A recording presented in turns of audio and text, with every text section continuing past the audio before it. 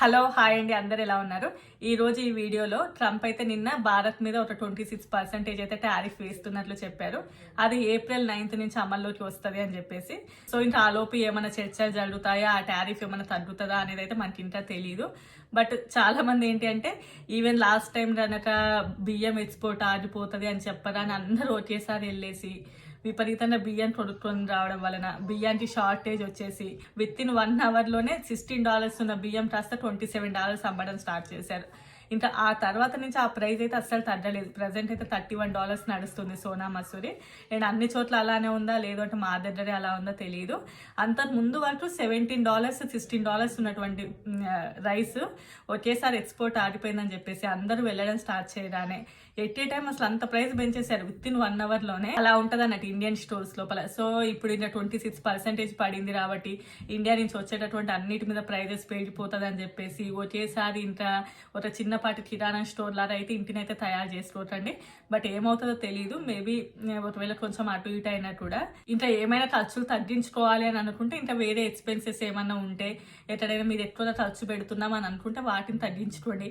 అంతేగాని ఇక్కడ వచ్చేటటువంటి ఆ $1 or $2 $3 ఎంత పెరుగుతాయో మనకు తెలియదు. కానీ వచ్చేసారి అవన్నీ తెచ్చుకొని ఇంట్లో పెట్టుకొని అనవసరంగా షార్టేజ్ అయితే క్రియేట్ అవుతుంది.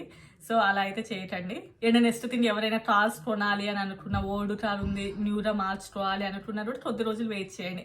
సో ఏంటి లేదు అనుకుంటే ఏదైతే అమెరికన్ ప్రోడక్ట్స్ ఉంటాయో అమెరికన్ కార్స్ కొన్నారంటే కొంచెం బెటర్గా మీకు ప్రైజెస్ తగ్గే ఛాన్సెస్ ఉంటాయి.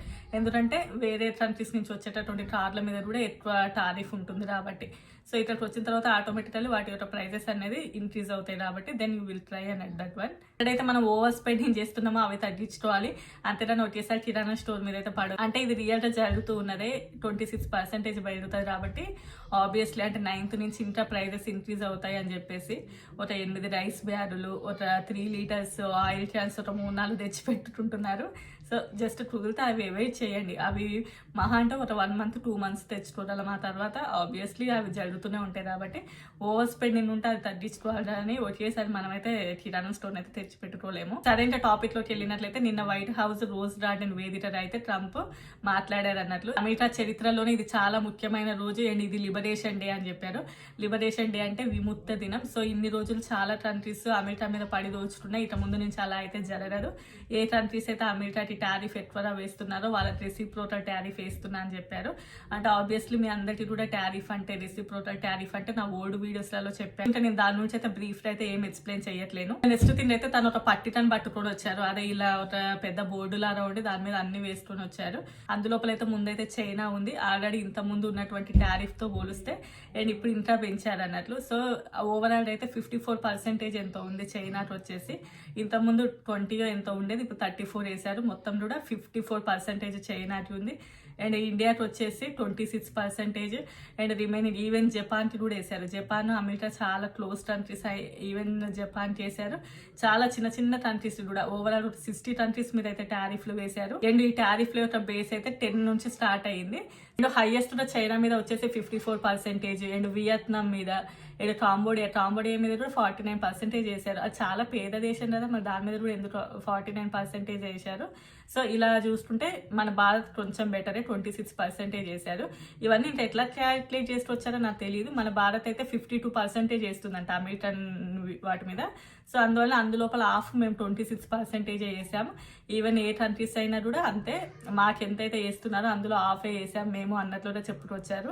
అండ్ దీనివల్ల ప్రస్తుతం ఇబ్బంది పడినా కూడా లాంగ్ టర్మ్ లో మాత్రం చాలా గ్రేట్ గా తయారవబోతుంది అమెరికా ఇలా చేయడం వలన అని చెప్పారు.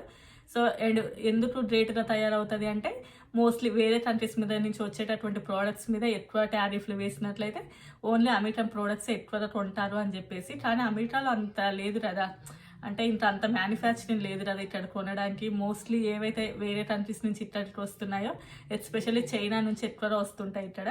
సో ఇప్పుడు దాని యొక్క ప్రైజెస్ పెరిగాయంటే ఆబ్వియస్లీ అమెరికాలో అంటే ఇంత ప్రైజెస్ రేట్లో ఇంత ఇంక్రీజ్ అవుతున్నట్లే. అండ్ అమెరికా అనేది చాలా వరకు కూడా హైలీ ఇంపోర్టెడ్ కంట్రీ. ఈవెన్ 15% వరకు వేరే కంట్రీస్ యొక్క ఇంపోర్టెడ్ మీదనే ఆధారపడి ఉంటుంది.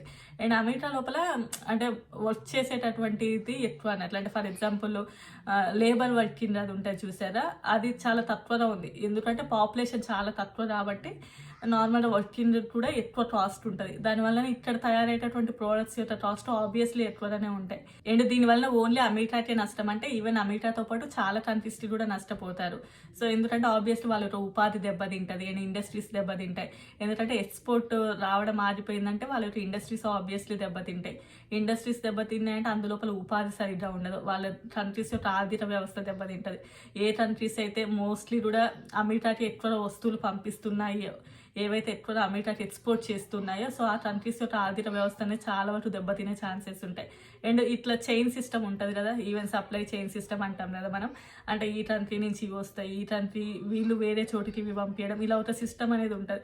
అంటే ఇండియా నుంచి యూఎస్కి రావడం అండ్ యూఎస్ నుంచి వేరే కంట్రీస్కి వెళ్ళడం. సో ఈ సిస్టమ్ అనేది తప్పకుండా కూడా చాలా వరకు డిస్టర్బెన్స్ క్రియేట్ చేస్తుంది. అండ్ ఇండియా ఎక్కువగా ఆయిల్ తీసుకుంటుంది ఇక్కడ నుంచి. ఆబ్వియస్లీ ఆయిల్ ప్రైజెస్ పెరిగాయి అని అంటే మన యొక్క రూపాయి వాల్యూ అనేది కొంచెం తగ్గుతూ ఉంటుంది.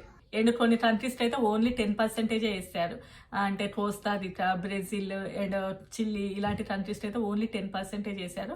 అంటే 10% నుంచి స్టార్ట్ అయింది అన్నట్లు. సో అలా. అండ్ దీనివల్ల మన భారత్కి ఏమైనా నష్టమా అని అంటే ఏవైతే ఎక్కువ ఎక్స్పోర్ట్ చేస్తూ ఉంటాయో దానికి కొంచెం నష్టమే. మోస్ట్లీ కూడా మన దగ్గర నుంచి ఫార్మా ఇక్కడికి వస్తూ ఉంటుంది.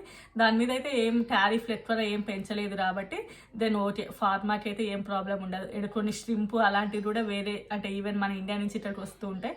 సో దానికి కొంచెం ఇబ్బంది ఎదురవ్వచ్చు. అండ్ ఒకవేళ మన వాళ్ళు ఏమైనా టారిఫ్లు అంతా తగ్గించితే అండ్ వీళ్ళు కూడా తగ్గించినట్లయితే ఇంకా ఇట్స్ బెటర్. ఎందుకంటే వేరే కంట్రీస్ మీద ఇంకెక్కువగా ఉంది కదా టారిఫ్. అండ్ మోస్ట్లీ వేటికి ఎక్కువ నష్టం జరగవచ్చు అంటే ఆటోమొబైల్స్, టెక్స్టైల్స్, కన్స్ట్రక్షన్ వీటన్నిటికి కూడా చాలా వరకు కూడా నష్టమే. ఈవెన్ నార్మల్ ఇది యూఎస్ కూడా ఎక్కువ శాతం వుడ్ అవి వేరే కంట్రీస్ నుంచి ఇక్కడికి వస్తుంటాయి కాబట్టి ఆబ్వియస్లీ ఇండ్ల యొక్క ప్రైజెస్ పెరుగుతాయి. ఇంటి యొక్క ప్రైజెస్ పెరిగిందంటే ఇంట్రెస్ట్ రేట్లు పెరుగుతాయి. ఇంట్రెస్ట్ రేట్లు పెరిగిందంటే ఆల్మోస్ట్ ఇన్ఫ్లేషన్ వచ్చినట్లే. అంటే అంతా కూడా ఒకదానికి ఒకటి ఇంటర్లింక్ అయి ఉంటుంది కాబట్టి సో ప్రస్తుతానికి అయితే అమెరికాలో అన్నిటి యొక్క ప్రైజెస్ అయితే పెరగబోతున్నట్లే. ఆల్రెడీ పెరిగాయి చాలా వరకు. అండ్ ప్రస్తుతానికి ఇలా ఉన్నారు కూడా ఫ్యూచర్లో అయితే చాలా వరకు డెవలప్ అవుతుంది అని చెప్తూ ఉన్నారు. చూద్దాం ఇంకా ఏమవుతుంది అని చెప్పేసి. సో ఇంకా ఇంతే అండి ఈ వీడియో నచ్చితే తప్పకుండా లైక్ చేయండి, షేర్ చేయండి, అలాగే సబ్స్క్రైబ్ చేయండి.